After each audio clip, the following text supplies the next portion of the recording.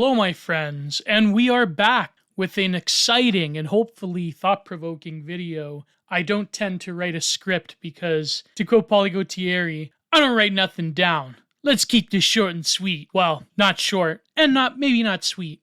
But if you like content similar to this, please like, share, and subscribe. I'm going to be doing a lot more art videos. Please donate. There is a PayPal link if you feel like there's some spare change that's burning a hole in your pocket. I might come out with a Ko-Fi soon. I wanted to talk today on a subject that I've been thinking about for quite a while, and I just never got around to actually writing down, either on my old WordPress blog or Substack or somewhere else.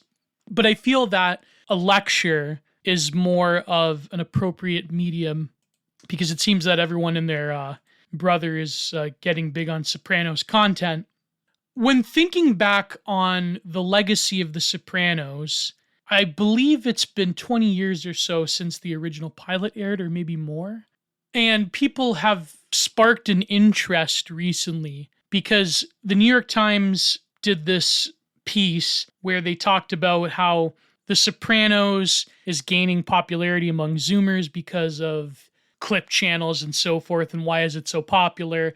Of course, they give all the usual lib answers of a time in popular small screen cinema history where you can do various thought crimes and be proven right. For example, when Tony's various racist proclivities comes up, he's more often than not proven right. But I think deeper than that, The Sopranos embodies the fascination that mafia cinema and also other forms of cinema like bikers, I guess cowboys for an older generation, but of course the cowboy is now culturally dead and a dead signifier. You have the fascination with people who are outside of the law and who are totally not beholden to anything but their own wills. They are the true last sort of overmen, if you will. Not to glorify them. Of course, they are inadvertently glorified in popular cinema, but they are a society within a society and they play by their own rules. And also, I think there is some kind of fascination with a group that is, even though it's cynically abused and never fully actualized, even The Sopranos, but there is a fascination with a group of men, a Mannerbund, if you will, who have a code of ethics that are literally life and death in terms of their veracity and their impact on their lives. But of course, this is abused all the time, and especially in The Sopranos. For instance, when Christopher has done his various screw-ups, I believe it was after the intervention, Tony even admitted that if it was any other guy, then, they would have been gone. What I wanted to talk about today is the brilliant writing of David Chase, and I believe Michael Imperioli, who played Christopher Moltisanti, I think he did have a hand in writing some of these scenes as well. I wanted to talk about the persona of Tony Soprano, but more so the symbolic heft of Tony Soprano being the, what I would say, ultimate archetype of the greedy, deracinated, generationally myopic boomer that has fully embraced a distorted vision of the American dream and has led his own psychopathy to, in some ways, become a greater foil for the quote-unquote values or lack thereof of society at large that was created by the boomers. Now, what do I mean by this? I mean that Tony Soprano has this internal war within himself, even though it may come off as being juvenile and sort of lacking of intellectual heft in various scenes, which we will get into. He has this war with himself in terms of his own identity and ethnicity, but ultimately what he does is side with the hyper-individualist, atomized boomer version of the subject in current-day America. And he really predicted, I think, a lot of these culture war issues. If we were to bracket for a little bit his racism and his greed and so forth, I think what you arrive at is pretty much the picture of the boomer-led world order that actually, in a lot of ways, has fundamentally condemned younger people in North America to sort of live in the shadow of when that type of ethos was having its golden period and there were no consequences for it. Because what happened right after The Sopranos went off air? The financial crash, right? 2008. And it's really symbolic of a lot of different things and how especially millennials who probably, grew up watching The Sopranos, maybe when they shouldn't have, they snuck it behind their parents' back. A lot of what the millennials are basically boomers without any money or ability or numbers or security of their future. On a spiritual level, millennials are spiritual boomers. For example, AJ is pretty much a spiritual boomer. That's a whole other issue in itself, my own personal hatred of AJ Soprano. But let's get into this. 2 episodes that come to mind when talking about Tony Soprano as really the archetype of the American ideal gone awry is number 1, Live Free or Die, which is the 71st episode of The Sopranos, so the 6th of the show's 6th season. And this is where it's well into the Vito storyline where he comes out as, his sexual orientation is discovered. The dialogue that Tony has with Dr. Melfi is quite revealing. The other episode, of course, that really, really sinks it in is the episode Columbus Day, or what is it called? It's called Christopher, which is the 42nd episode, the 3rd episode of the 4th season. This is where a lot of, and it's funny, I'm recording this after Columbus Day. It's still Columbus Day, by the way, in my books. I won't get into that. Well, it may be a little bit. It's relevant to the story. So this is the very memeable episode of Silvio and Patsy pursuing this crusade against the indigenous rewriting, or what they perceive as the rewriting of Columbus Day. Tony has to convince the native chief, Red Clay, to cancel the protest. And of course, he is in bed with Ron Zalman, the assemblyman who he pulls the HUD scam off with. He has to now, I believe, get Frankie Valli, or Silvio knows Frankie Valli, to play at the casino. I'm assuming this casino is in Atlantic City. And it really just falls apart where they go to the protest. It doesn't turn out very well. And it really just shows a lot of different racial grievances on both sides. But if this was written nowadays, this episode would be entirely different. This would be, I couldn't even imagine. But before I go on, let me mention that another point of interest with The Sopranos is that the movie, The Many Saints of Newark, came out, which I kind of predicted was going to be not very good. And in my opinion, it was just terrible. The acting was over the top. It made no sense to focus on Dickie Moltisanti. I assumed that the selling point was going to be focusing on Johnny Boy. And the guy that they got to play Johnny Boy, I forget his name, but he played Shane in The Walking Dead. I kind of thought that Bobby Cannavale would be a better fit for Johnny Boy if they were going to focus on him. But I guess after Vinyl failed, HBO, unfortunately, probably will never touch Bobby Cannavale ever again. I kind of predicted that it was going to be like Spike Lee's Do the Right Thing, but it was just a typical gangster movie. I mean, there was some kind of like liberal points in there. Dickie's Guma, who was married to his father, who was Ray Liotta, but I guess they had to create an identical twin that was in prison just so they could keep Ray Liotta throughout the movie. There's like some, affair with the rival black leader, but it was just kind of a nostalgia piece. You could see them having all of the lines that people enjoy, like Livia saying, "Oh, poor you." By the way, I thought Livia was played very well by, what's her name, Formica. Like, she has that look of Livia. But some of the actors, like Paulie and Silvio, I mean, their terrible over-the-top acting just really ruined it, because it just devolves into self-parody.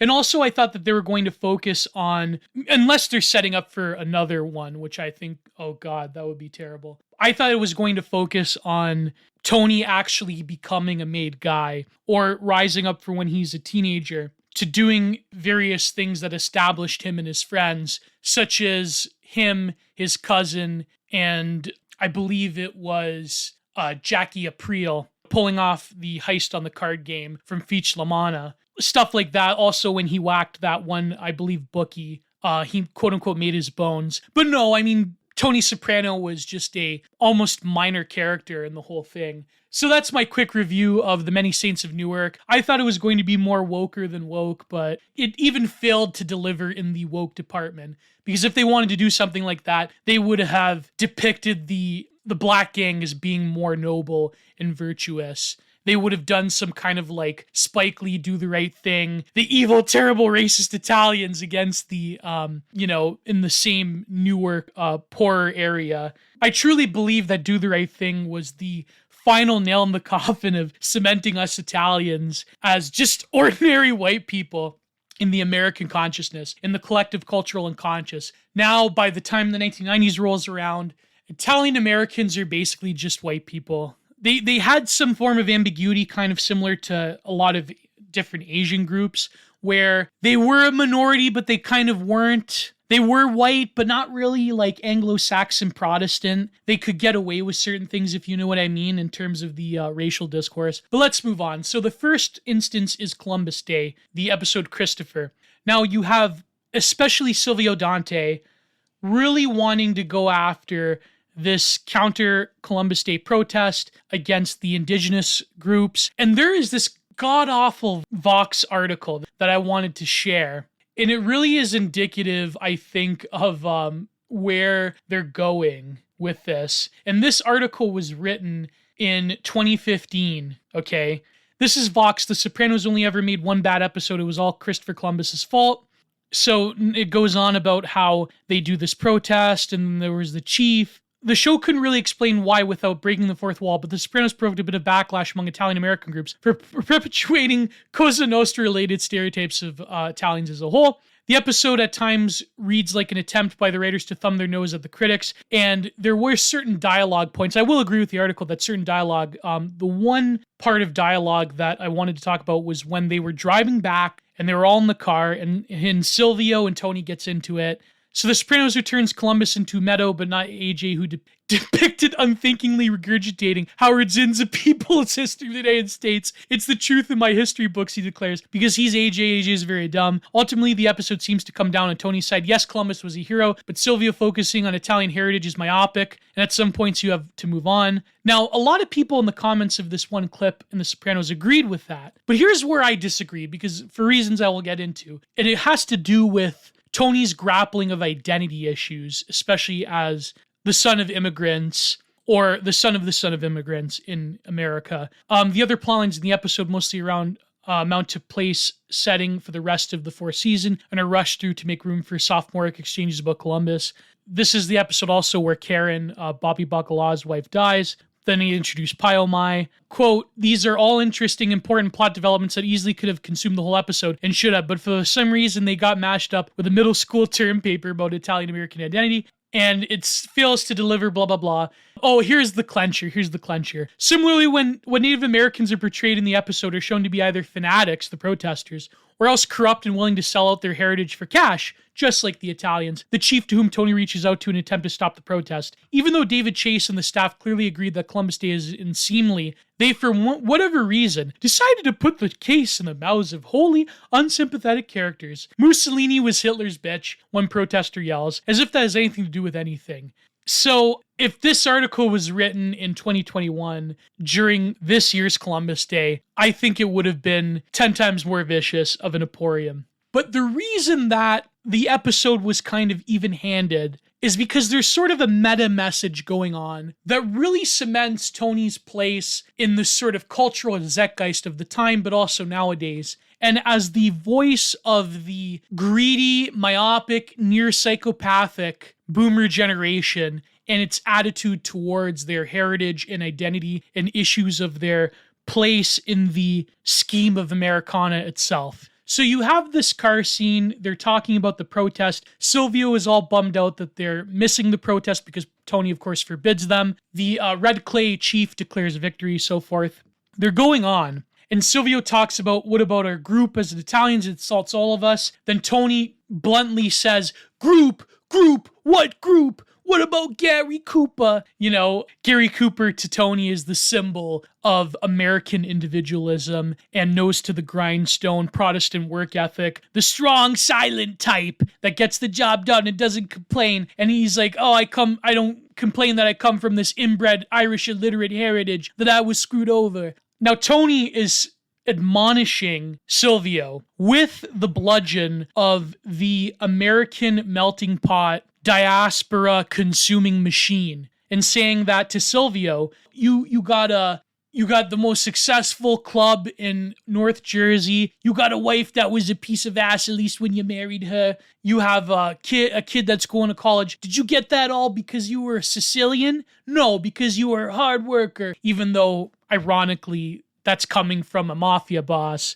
who skirts the system every chance he gets. Tony is the voice of the deracinated boomer, admonishing the folkways and the heritage that he comes from, even though later on and previously he would give lip service to this heritage as disenfranchised Italian immigrants that came here to build the empire of the Anglo-Americans, like the Carnegies and the Rockefellers. And this is where it comes in the dialogue with Melfi previously, where he says that the Carnegies and the Rockefellers, they were thugs and gangsters and murderers too, but some of us Italians, realized that was just business and we wanted a piece of the action, and we helped build the Anglo-Wasp global empire along with other European immigrants, largely Catholic, Slavic, and Mediterranean, Orthodox Catholic, Slavic, Mediterranean, European immigrants. And of course there was, the Chinese and the Irish and so forth. So Tony is expressing a disdain for the folkways of his past, while at the same time grappling with trying to honor this sort of Italian identity that is built around persecution. But he sees that Italian identity in Silvio and Patsy, and he realizes that it doesn't do anything in the way of business, in the way of material possessions. And this is where Tony fully sheds his skin of the old world and embracing the new boomer Anglo-American work ethic and lack of an identity and derootedness. Even when he's talking about how his great-grandfather helped build that cathedral that everyone in Newark goes back to the old neighborhood. And then he's trying to impart this in AJ. But then AJ says to him, well, how come we don't go back there? That really clenches the whole point of not just Tony's hypocrisy, but Tony's maniacal and unrelenting quest to perfect this vision of the American dream gone awry. Another dialogue when, and keep in mind also that Tony was defrauding HUD and screwing over various other minorities while he's doing it in the old neighborhood, and further driving his old immigrant neighborhood in Newark down into the dirt by defrauding the federal government. So then later on in the 6th season, when he's talking about Vito's situation with Melfi, when he's F-slur, the way he says it, I'm not going to say it for YouTube reasons, Tony gives the spiel about, I'm a strict Catholic, and us Italians, when we came over here, and he sort of goes into the lip service of his prior ethnic upbringings. But then later he sort of gives this half-hearted libertarian, let people do what they want, I say a salute, I don't really care. Because deep down, Tony does not see the world the way that his crew does. He sees the world through this cynical, sociopathic, and hyper-individualist, business-orientated lens, and he doesn't realize that the men in his crew still have this attachment to their ethnic identity. Now, some people would argue that and say that, just because you're Italian doesn't mean that you're homophobic or whatever. But let's face it, strict Catholic moralism is a large part of maybe not current, but previous Italian identity. And he doesn't understand that they have certain ethnic and moral and religious loyalties to certain concepts because he simply does not experience them. So to him, getting rid of Vito is not about the integrity or the morality of his thing, of his crew, of friends of ours, of him embarrassing his family and so forth. And of course, what happens to Vito's son is a tragedy as well.